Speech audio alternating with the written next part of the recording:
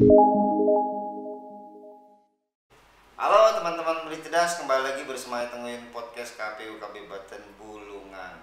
Kita berjumpa lagi dan hari ini kita bersama tamu yang sangat spesial, yaitulah anggota KPU Provinsi Kalimantan Utara, Divisi Teknis Penyelenggaraan, Bapak Teguh Dwi Subagio. Apa kabar Pak? Alhamdulillah baik. Gimana Mas Oce? Alhamdulillah. Ya, tetap semangat Pak. Siap.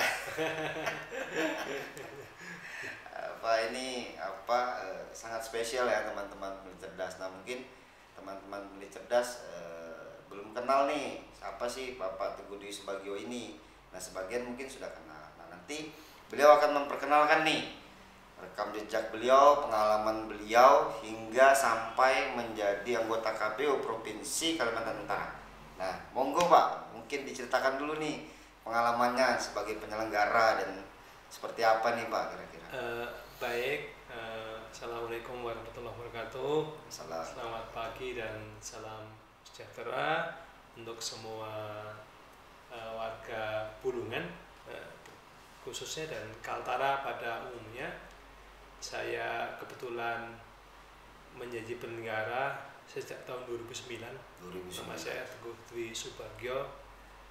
Kebetulan 2 periode 2009 sampai 2019 menjadi anggota dan terakhir ketua KPU Kota Tarakan, dan selanjutnya mulai tahun 2019 hingga saat ini dipercaya menjadi anggota KPU Provinsi Kaltara Divisi Teknis Penyelenggaraan. Ya memang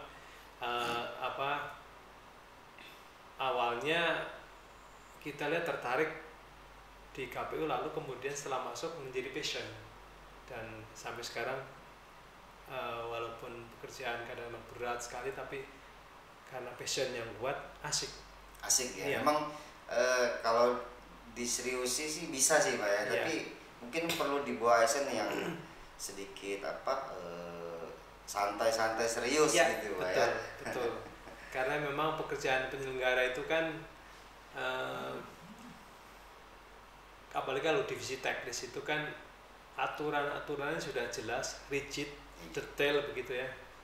Tetapi karena harus kita komunikasikan dengan peserta pemilu, peserta pemilihan, lalu dengan masyarakat, ya perlu trik-trik yang lebih fleksibel untuk menyampaikan. Jadi memang tidak bisa kita kaku.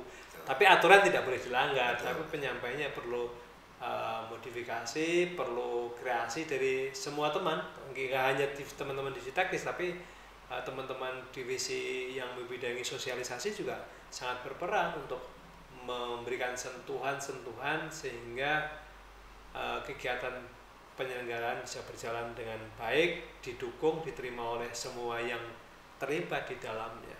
Ya, kira-kira begitulah. Ya, kemarin. jadi itu hal yang sangat menarik. Ya. Apalagi kadang guyonan teman-teman nih sering bilang gini Pak, ini divisi teknis ini adalah jantungnya pemilu gitu. Iya. Nah kira-kira nih menurut Bapak nih gimana nih dengan adanya bahasa-bahasa seperti ini gitu? Ya betul. KPU RI secara informal dalam setiap pertemuan itu sering membuat jargon-jargon. Salah satunya tadi teknis penyelenggaraan sebagai jantungnya pemilu, karena memang jantung itu kan sentral peredaran darah. Nah lalu kemudian teknis penyelenggaraan itu membidangi semua tahapan yang terkait dengan core-nya atau intinya penyelenggaraan tahapan pemilu. Ada pencalonan, kemudian yang khusus core paling inti adalah pemungutan dan penghitungan suara. Yang di situ adalah yang ditunggu-tunggu. Outputnya adalah hasil rekapitulasi untuk kemudian ditetapkan siapa yang menjadi calon terpilih, partai apa yang menjadi pemenang. Nah, artinya memang inti dari pemilu adalah pemungutan suara, maka dianalogikan, dikonotasikan sebagai jantung. Nah, tapi jargon itu untuk menyemangati kita bahwa posisi jantung itu berarti kan sangat penting, sehingga harus diseriusi dalam melaksanakan tugasnya. Dan kemudian karena jantung itu pusat peredaran darah beredar kemana-mana, tentu sebagian dari sistem sama dengan sistem peredaran darah, sistem kepemilian atau tata kelola pemilu juga dipengaruhi oleh divisi atau bagian lain. Nah, di situ harus ada harmoni dengan divisi lain. Makanya jargon-jargon seperti itu tujuannya adalah untuk memastikan bahwa harmoni teman-teman divisi teknis itu bisa bekerja dengan profesional, berintegritas. Lalu kemudian karena posisinya adalah sentral, maka harmoni dengan divisi lain menjadi penting. Itulah maka muncul jargon-jargon itu, dan yang kita sering suarakan menjadi semacam yel-yel kadang-kadang kalau pertemuan untuk menyemangati dan untuk menjadi kontrol buat kita semua, baik kita yang di divisi teknis maupun yang di luar teknis. Jadi kalau sudah kan orang kadang lihat itu kayaknya arogan, padahal justru enggak, justru itu nilai positif yang menyemangati kita. Dan di divisi lain juga ada jargon. Jadi kita kalau tahu divisi lain ada jargon, kita tahu karena jargon begitu berarti posisi relatif terhadap divisi lain seperti apa. Maka divisi lain akan berpikir berarti saya harus support kepada mereka. Apa yang kira-kira bisa kita support kepada divisi lain? Kira-kira begitu. Iya, jadi sebenarnya jargon-jargon yel-yel itu sebenarnya bentuk memotivasi begitu. Betul. Selain divisi teknis juga ada divisi-divisi lain begitu. Tapi tujuannya adalah bagaimana bisa harmoni tadi. Betul. Gitu, sehingga bisa menyukseskan pemilu maupun pemilihan serentak. Iya. Nah, jadi tertarik nih Pak, tetapi sebelum sampai ke sana ini boleh cerita nih pengalamannya nih selaku divisi teknis atau selaku ketua KPU dulu, ketua KPU Tarakan ya Pak, anggota dan menjadi ketua KPU, terakhir menjadi anggota KPU Provinsi Kalimantan Utara. Nah, ini pengalaman-pengalamannya nih Pak di pemilu atau di pilkada apa nih kira-kira nih? Ya, yang pertama yang di KPU itu kan begini, kita menangani satu hajatan yang di situ ada sifat kontestasi. Ada persaingan, ada kompetisi, dan semua pengen menang. Di satu sisi kita ini kan penyelenggara yang punya batasan-batasan. Kita sudah dikasih nih, daftar aturannya harus begini, aturan mainnya seperti ini. Kita harus sampaikan kepada mereka. Kita jalankan, tapi kan output terakhir itu kan harus ada terpilih dan tidak terpilih. Betul. Kalau ada yang menang, ada yang kalah. Ya, kalau bicara kontestasi, pertandingan itu ada yang menang, ada yang kalah. Lalu kemudian hasilnya kan puas dan tidak puas. Nah, menjadi risiko penyelenggara, pengalaman saya, bagaimana kita bisa memposisikan dengan baik ketika kita dalam tahapan belum pemungutan suara, bagaimana menjaga sikap kita supaya kalau kita dekat dengan parpol ini jangan dianggap seolah kita menjadi bagian dari parpol ini, sementara parpol lain yang nggak pas dekat itu seolah kita nggak. Ini memang harus dengan rasa, menurut saya. Nggak bisa secara teoritis sepertinya mudah, tapi itu dijalankannya susah. Ya makanya kemudian yang harus kita lakukan adalah bagaimana melayani mereka dengan sebaik-baiknya. Tidak bisa sama persis karena masing-masing kan parpol beda kasusnya. Kita konsultasi atau koordinasi kan beda kasusnya. Tidak mungkin sama persis, tapi harus adil. Kita harus memperlakukan mereka setara. Bagaimana mereka kita layani dengan baik. Lalu kemudian ketika hasil pemilu atau pemilihan sudah diperoleh, ada ketidakpuasan. Ada satu hal yang cukup menarik. Misalnya begini, kita ini penyelenggara kan masih punya hak pilih. Betul. Suatu saat ada kontestasi, misalnya antara 2 atau 3 calon, bisa jadi calon yang kalah tidak puas. Padahal calon itu yang kita pilih. Bisa jadi itu. Nah, dia menggugat, dia marah-marah, kita diintimidasi, di demo dan sebagainya, misalnya. Risiko penyelenggara, nggak mungkin kita, jangan demo lah, kita kan satu pilihan. itu kan di satu sisi padahal dalam kita Udah satu pilih pilihan, sebenarnya, ya. kita satu pilihan. Kenapa saya dimarah-marahin? Nah itu kan seni, dan ya alhamdulillah sampai sekarang orang-orang yang mendemo orang yang marah atau sebaiknya orang yang memuji kerja kita bagus akhirnya menang, mereka kan tidak tahu sebenarnya apa yang kita pilih. Tapi kan seni untuk menahan diri itu, menurut saya itu bagian dari integritas. Janji kita setia untuk tidak menunjukkan pilihan kita kepada orang lain sehingga orang menghargai kita. Nah itu salah satu hal yang menurut saya yang penting. Lalu kemudian ya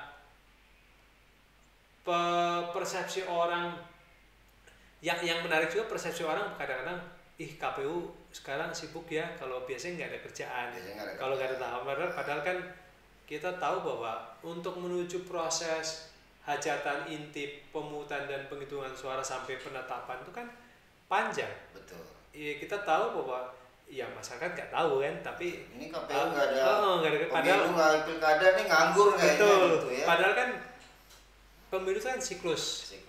Yang apalagi sekarang kan jelas ada pemutaran data berkelanjutan. Betul. Lalu kemudian KPU RI menyusun regulasi itu perlu input dari kita, yang mana dari pengalaman yang ada, lalu kemudian dikaitkan dengan filosofi hukum atau dasar hukum dari sesuai dengan undang-undang, lalu kemudian dikoneksikan supaya peraturan perundangan itu sejalan dengan peraturan perundangan di atasnya. Kemudian secara operasional itu logik bisa diterapkan di lapangan. Jadi proses itu memang tidak mudah dihasilkan dalam 1 tahun 2 tahun, tidak bisa. Itulah namanya siklus kan. Nah itu yang menurut saya menarik. Lalu kemudian yang berikutnya ada, kalau kita sudah sibuk dengan tahapan, ya ada risiko keluarga menjadi ya dalam tanda kutip dikorbankan, karena kesempatan kita untuk berkumpul dengan keluarga dengan segala risikonya ya mau tidak mau. Nah maka memang dukungan total dari keluarga, doa, support dan ridho ya, karena kalau anak dan istri tidak ridho, dia tidak paham betul konsekuensi tugas kita sebagai penyelenggara, akan ada konflik dan tentu akan merusak konsentrasi kita sebagai penyelenggara. Nah itu menurut saya hal yang menarik yang kita hadapi dan kita rasakan selama ini. Tapi overall asik menjadi penyelenggara. Asik lah, sepanjang kita menikmati dan komitmen terhadap integritas. Apalagi baru-baru ini kan kita sudah turun nih Pak, PKPU 3 tidak salah ya, tahun 2022 tentang tahapan itu Pak. Ya. Dan kita serentak secara nasional itu telah meluncing Pak. Iya. Launching itu tanggal 14 Juni 2022, baru yang bulan lalu. Iya. Gitu. Artinya ini sudah menandakan bahwa KPU siap menyelenggarakan pemilu tahun 2024. Nah, yang menarik nih Pak, dalam waktu dekat ini kan kita akan melaksanakan salah satunya adalah Perpol Pak. Iya. Nah ini menarik nih. Kebetulan beliau ini pengampu divisi teknis. Nah jadi kita banyak menggali nih apa sih Perpol ini begitu. Ya. Mungkin sebelum kita membahas tentang tahapan Perpol ini tadi Pak, mungkin bisa dijelaskan sedikit apa sih sebenarnya verifikasi Perpol ini apa sih? Iya, baik. Untuk menuju hari pemungutan suara, tentu harus siapkan kontestan, peserta pemilu. Bahwa dalam pemilu tahun 2024 nanti itu kan ada 5 surat suara, yang 5 jenis pemilihan. Persoalan surat suaranya apakah nanti ada proses penyederhanaan atau tetap 5 surat suara, kita tetap tunggu, masih ada waktu. Tapi intinya ada 5 pemilihan, jenis pilihan yang kita lakukan, yaitu pemilihan presiden dan wakil presiden, pemilihan anggota DPR RI, pemilihan anggota DPD, pemilihan anggota DPRD provinsi dan DPRD Kabupaten kabupaten kota. kota. Nah, menuju ke sana menjadi penting core dari peserta itu semua kecuali DPD itu adalah partai politik. Partai politik selaku peserta. Ya, sebagai peserta pemilu karena partai politik itu sangat menentukan proses pencalonan anggota DPR sampai DPRD lalu kemudian pencalonan presiden. Nah, di dalam undang-undang diatur bahwa sebelum Undang-Undang Nomor 7 tahun 2017 tentang pemilu diatur bahwa sebelum menjadi peserta, sebelum ditetapkan oleh KPU sebagai peserta pemilu, maka dia harus dilakukan proses verifikasi. Sebelum diverifikasi kan mereka harus mendaftar. Nah, untuk sebagai sebuah peserta pemilu, maka mereka memiliki persyaratan-persyaratan yang harus dipenuhi. Bahwa dia itu harus punya pengurus. Dia harus punya, yang pertama dia harus berbadan hukum. Ya, ditetapkan oleh Kemenkumham. Lalu kemudian dia punya pengurus, punya anggota, punya sekretariat, punya sumber dana yang tentu dibutuhkan dari rekening kan. Nah, intinya sebenarnya 5 itu dia harus penuhi dan itu harus diserahkan kepada KPU ketika mendaftar untuk kita uji kelayakan mereka menjadi calon peserta pemilu. Nah, insya Allah kalau di dalam proses pendaftaran di dalam peraturan KPU nomor 3 tahun 2022 proses pendaftaran sampai verifikasi penetapan kan mulai tanggal 29 Juli ya sampai 13 Desember. 29 Juli itu mulai pengumuman, tapi teknis pendaftaran mungkin tanggal 1 sampai tanggal 14. Nah, maka sekarang parpol, ya KPU sudah sibuk, parpol juga sudah sibuk mempersiapkan itu. Apalagi KPU juga sudah membuka akses sipol ini. Betul. Nah, kemudian di dalam proses pendaftaran tanggal 1 itu, parpol berkewajiban menyampaikan persyaratan-persyaratan tadi untuk diunggah dalam sipol. Sistem Informasi Partai Politik. Yang kemudian setelah itu kita verifikasi. Nah, proses verifikasi itu yang disebut verpol, verifikasi partai politik itu ada verifikasi administrasi, ada verifikasi faktual. Oke, itu, jadi menarik gitu ya. Ada verifikasi parpol, ada permin juga ya. Permin ada verfak. Permin dan verfak. Nah, mungkin ini nanti beliau juga sedikit menerangkan itu, tetapi begini, saya ingin mengulik dulu sebenarnya kan 2019 juga ada namanya perpol Pak. Iya. Nah, dan 2024 ini kemungkinan juga akan ada perpol lagi. Iya.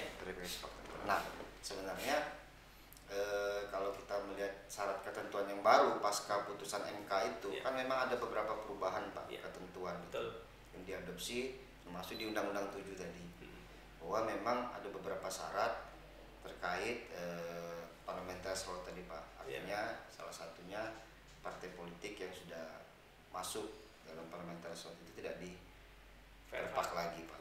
Hanya permin mungkin Pak ya. Mungkin updating ini perbedaannya apa nih Pak? Mungkin bisa disampaikan. Ya, baik. Di dalam putusan MK itu disebutkan bahwa untuk dan kemudian sudah tentu akan dituangkan dikuatkan dalam peraturan KPU tentang pendaftaran, verpol dan penetapannya yang insya Allah dalam beberapa hari akan terbit. Bahwa untuk parpol yang pada pemilu terakhir, kalau katakan sekarang kan terakhir kan 2019 yang telah mencapai parliamentary threshold 4% dan dia mendapat kursi kan, maka untuk kepesertaan di tahun 2024 yang mereka akan mendaftar kembali itu mereka hanya dikenakan kewajiban verifikasi administrasi. Lalu kemudian untuk partai politik yang pada pemilu 2019 tidak mendapatkan kursi dan atau juga partai politik baru, dia harus melalui 2 tahapan penting, ya verifikasi administrasi dan juga verifikasi faktual. Saya kira ini proses yang sudah berjalan menjadi sebuah hal yang wajar.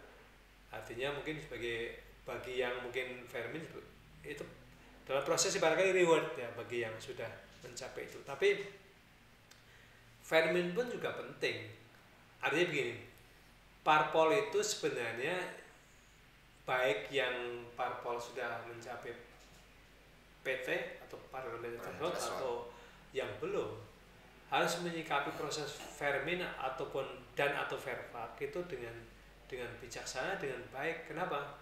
Karena sebenarnya proses pendaftaran lalu verifikasi itu bagian proses evaluasi bagi mereka untuk maintenance, memelihara, menjaga konstituen mereka, anggota mereka, membina yang mereka itu kalau dari pengurus kan ya pilarnya ya, memastikan bahwa pengurusnya masih utuh, mereka masih komitmen, mereka masih dalam track record untuk bekerja satu visi satu misi di parpol masing-masing. Lalu kemudian anggota itu adalah pilar mereka untuk bekerja mencari dukungan kepada masyarakat. Dan kalau filosofinya kan karena menurut Undang-Undang Nomor 2 Tahun 2018 yang kemudian dirubah jadi Nomor 2 Tahun 2011 tentang partai politik, salah satu fungsi dari parpol itu kan sebagai tempat partisipasi politik. Partisipasi politik lah, kemudian rekrutmen.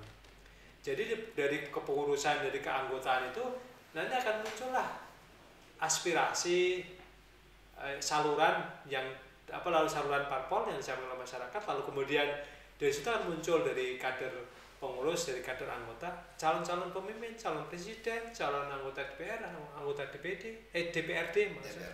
Ya. Nah, maka sebenarnya proses verifikasi penting untuk memastikan bahwa parpol itu siap dengan pengurus terbaik, dengan kader terbaik untuk berkompetisi,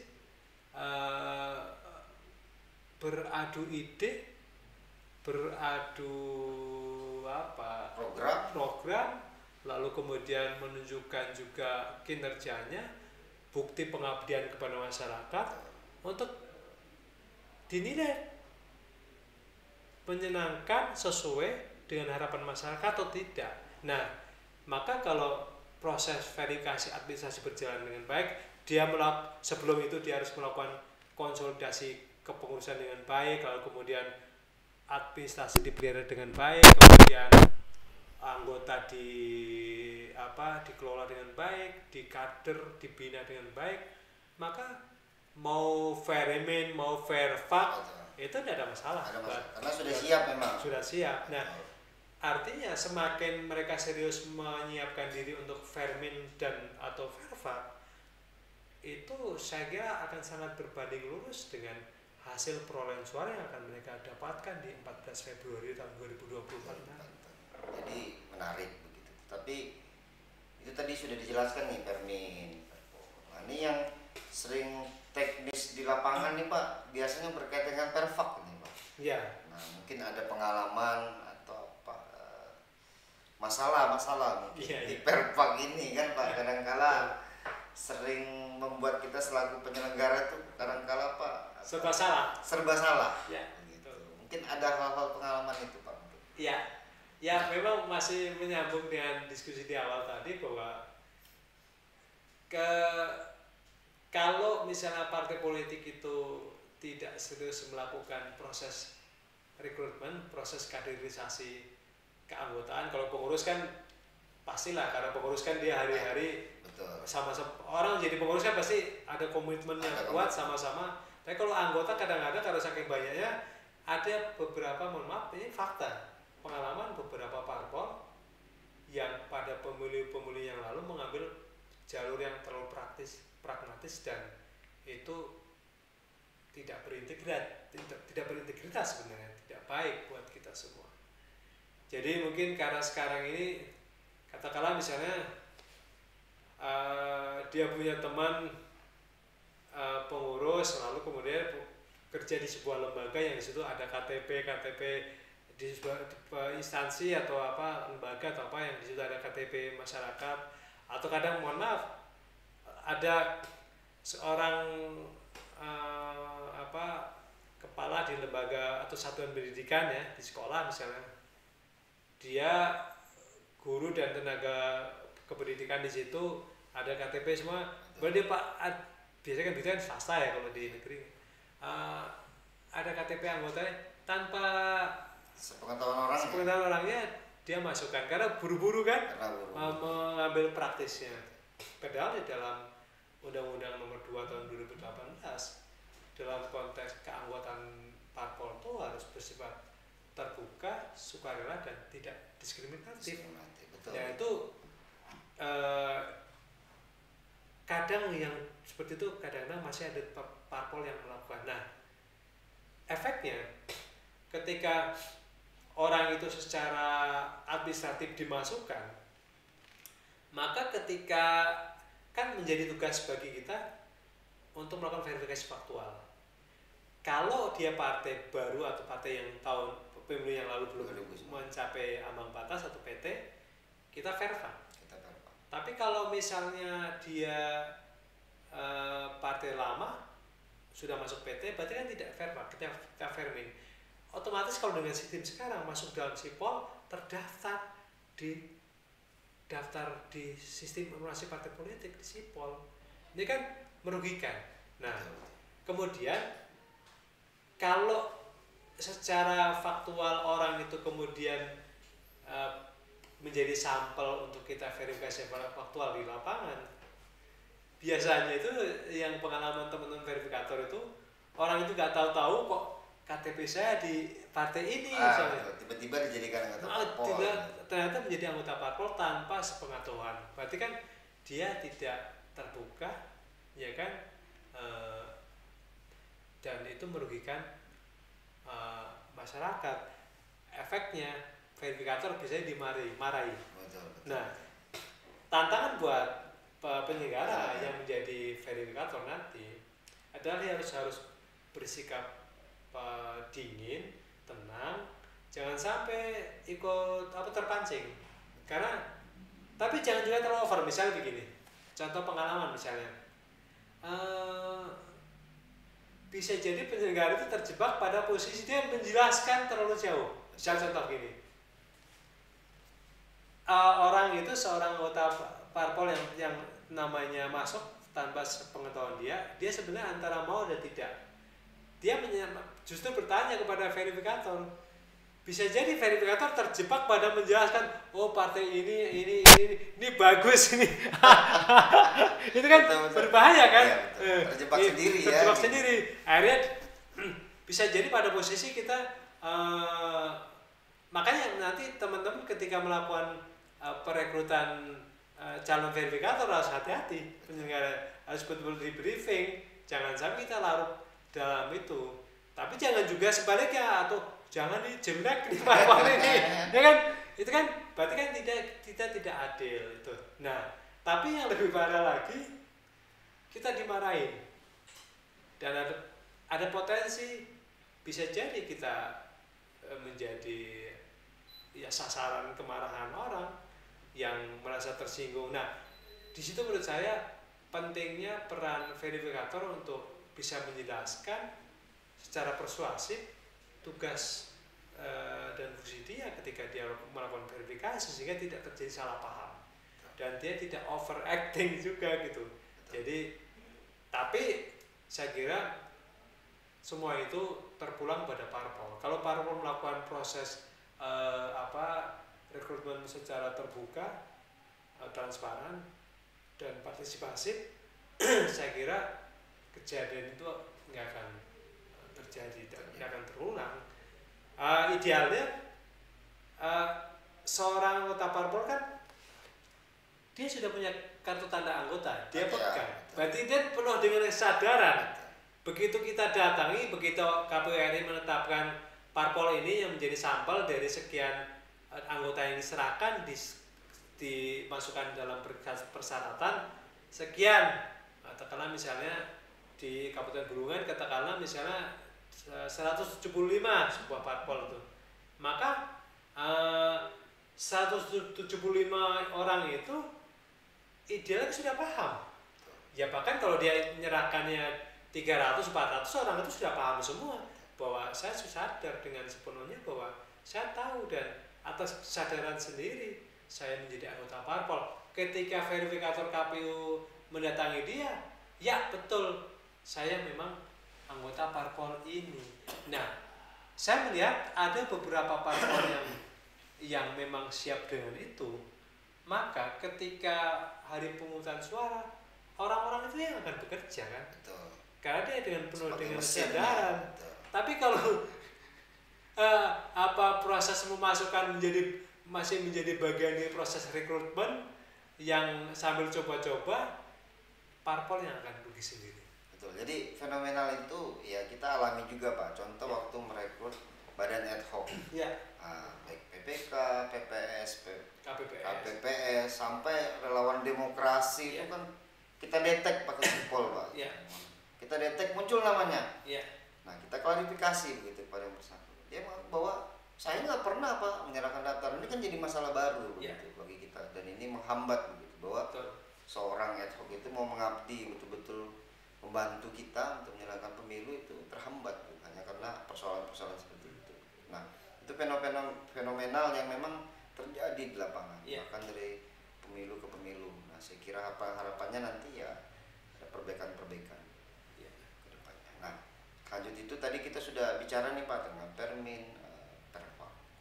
Kira-kira nih apa nih update terbaru selain dari para Perpol ini apa nih kira-kira mau disampaikan lagi nih Pak teman-teman militer? Saya belum ke saya tertarik yang maksud saya tadi terkait dengan apa tadi fenomena konsekuensi dari pencatutan nama anggota parpol secara sepihak. Itu perlu kita garis bawahi bahwa alhamdulillah ini KPU RI kan sudah menyiapkan insya Allah sipol lebih baik dan rancangannya akan dibuka kesempatan akses buat publik. Nah, cuma tinggal nanti barangkali satu perlu komitmen dari parpol untuk betul-betul serius menyikapi itu yang memperbaiki karena sekarang sudah sangat transparan. Karena kalau itu tidak disikapi dengan bijak, parpolnya akan rugi. Lalu buat masyarakat, dia juga harus punya peran yang partisipatif untuk peduli. Siapa tahu namanya masuk dan ketika masuk apa harus dilakukan, harus dilaporkan, perlu disampaikan supaya kita juga antisipasi dan ya kita masih berharap juga KPU RI sedang menyiapkan untuk regulasi bagaimana tadi kalau orang itu masuk sebagai anggota partai politik ternyata dia ingin menjadi penyelenggara dan bagaimana mekanisme kita klarifikasi itu mungkin perlu sehingga satu kita dari penyelenggara KPU aman akan mendapatkan calon penyelenggara ad hoc yang betul-betul berintegrasi tinggi. Lalu kemudian kita bisa menjaga hak konstitusi orang karena kan warga negara kan punya disamping punya hak memilih, dipilih, juga punya hak menjadi penyelenggara. Nah kalau sampai gara-gara itu dia tidak bisa menjadi penyelenggara hanya karena kesalahan oknum tertentu kan kasihan. Dan saya kira itu menjadi dan sudah kita sampaikan juga dalam beberapa kesempatan mudah-mudahan KPU RI juga akan membuat regulasi yang lebih konkret sehingga kita semua terlindungi. Kita mendapat penyelenggara yang baik, masyarakat dijamin hak konstitusi. Ya.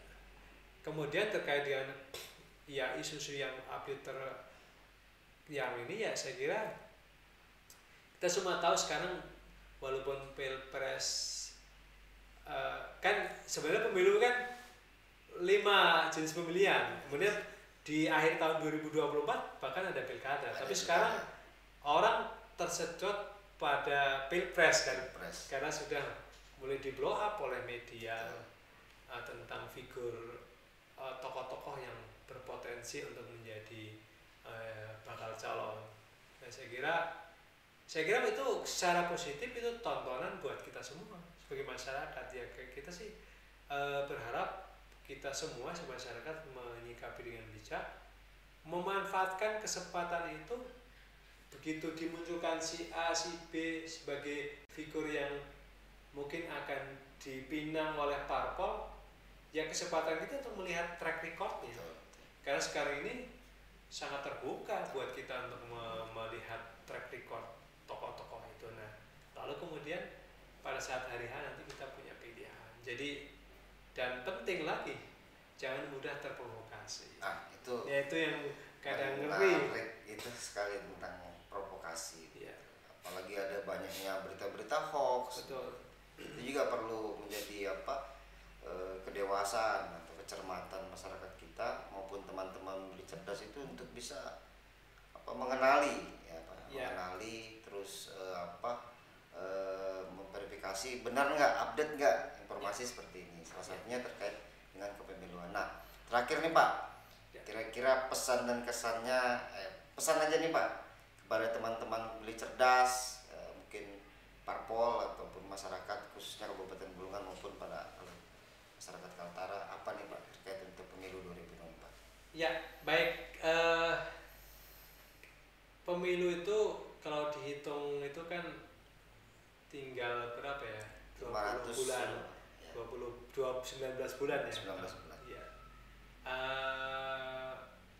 Maka sepertinya lama, tapi sebenarnya proses itu berjalan. Saya bilang tadi bahwa saat ini sudah muncul kader-kader terbaik di negeri kita, yang siapapun yang terpilih insya Allah yang terbaik lah ya. Maka saya berharap ya tadi gunakan kesempatan yang cukup panjang buat kita penyelenggara pendek ya, karena kita sudah di drill dengan tahapan-tahapan yang sudah rigid ya, ketat itu ya. Tapi buat masyarakat sebenarnya punya waktu yang cukup panjang untuk dari sekarang melihat figur itu, lalu kemudian cermati, dan semakin dicermati kan semakin dalam pengetahuan tentang figur itu sehingga pilihannya mantap. Tapi jangan lupa bagi masyarakat harus aware dengan itu, tapi pastikan namanya masuk dalam daftar pemilih. Maka sekarang kan beberapa kali sudah disosialisasikan oleh KPU provinsi maupun KPU kabupaten kota, khususnya Bulungan, ada aplikasi di Play Store, lindungi hakmu, untuk memastikan melihat nama kita masuk atau tidak. Jadi mulai dari sekarang bisa dilihat, sehingga nanti pada saat menjelang hari pemungutan suara nama kita masuk. Jangan salah, sebenarnya nama kita yang masuk dalam DPT kita masih memungkinkan menggunakan KTP, tapi kan tidak enak kalau menggunakan KTP. Dia masuknya di 1 jam terakhir. 1 jam terakhir. Maka supaya aman, lebih mudah, kita bisa fleksibel dari jam 7 sampai jam 1 kita mau datang sesuai dengan kita punya kesempatan kapan, maka ya harus pastikan masuk dalam daftar pemilih tetap. Nah kemudian penting lagi, jangan mudah terpancing dengan isu-isu hoax. Kadang-kadang itu kita ngeri ya kalau di medsos itu isu itu sudah dikemas sedemikian rupa, narasumber asalnya, asal usul berita itu dari mana, seolah orang yang sangat legitimate, orang terpandang, padahal itu hanya desain saja, desain belaka saja. Nah, lalu kemudian informasi seolah itu sangat runut, ya kan, lengkap, padahal itu ternyata hoax. Nah, kalau kita nggak hati-hati kita terpancing, panas kepala, ya kan, panas hati, terpancing. Padahal lagi seperti 2019 ya. Nah, itulah yang sangat berbahaya untuk kita semua. Lalu kemudian kepedulian para pemilih, baik ya milenial maupun pemilih semua, ya kita berharap ya awasi kita sebagai penyelenggara. OASI juga peserta pemilu. Karena ingat bahwa penyelenggara itu menjalankan kewajiban berdasarkan peraturan perundangan. Tapi sebagai manusia biasa yang mungkin punya kelemahan, tidak menutup kemungkinan ada kesalahan yang bisa terkoreksi kalau ada peran partisipatif dari masyarakat. Lalu kemudian peserta pemilu itu kan mereka yang akan melakukan kaderisasi, akan membentuk calon-calon pemimpin kita untuk dikontestasikan menjadi calon presiden, menjadi calon anggota dewan, ya DPR, DPD dan sebagainya. Yang akan memikirkan nasib bangsa, akan menggagas konsep-konsep. Kalau legislatif akan menggagas konsep-konsep, kalau eksekutif presiden akan melakukan eksekusi untuk membuat program dan melaksanakan program yang untuk memajukan bangsa kita. Maka kan itu tugas yang sangat luhur dan hanya bisa dilakukan oleh orang yang hebat. Nah, masyarakat yang harus memilih orang-orang hebat itu. Jadi jangan anggap sepele proses pemungutan dan penghitungan suara. Jadi kalau masyarakat sudah cerdas, mempunyai pilihan yang tepat, maka yang terpilih adalah orang-orang paling hebat di antara yang ada di negeri ini, dan dijamin negara kita akan semakin maju kalau orang-orang yang terpilih adalah orang yang terbaik. Maka jangan mudah terprovokasi, jangan mudah tergiur money politik. Jadi menarik pesan dan yang disampaikan Bapak Teguh Subagio tadi pada teman-teman pemilih cerdas, pada masyarakat maupun teman-teman parpol. Nah, terima kasih Pak atas waktunya. Bapak Teguh Subagio sudah mau bincang-bincang, ngobrol, memberikan informasi seputar kepemiluan. Ya. Kami sangat berterima kasih. Nanti kita akan hadir kembali dengan tema-tema update apa aja nanti kita undang kembali beliau untuk hadir. Siap. Jadi bisa memberikan informasi kepada teman-teman pemilih cerdas. Oke teman-teman pemilih cerdas, itulah tadi podcast kami. Jangan lupa nanti ikuti terus podcast KPU Kabupaten Bulungan. Jangan lupa like, subscribe, and share. Sampai jumpa di podcast kami berikutnya.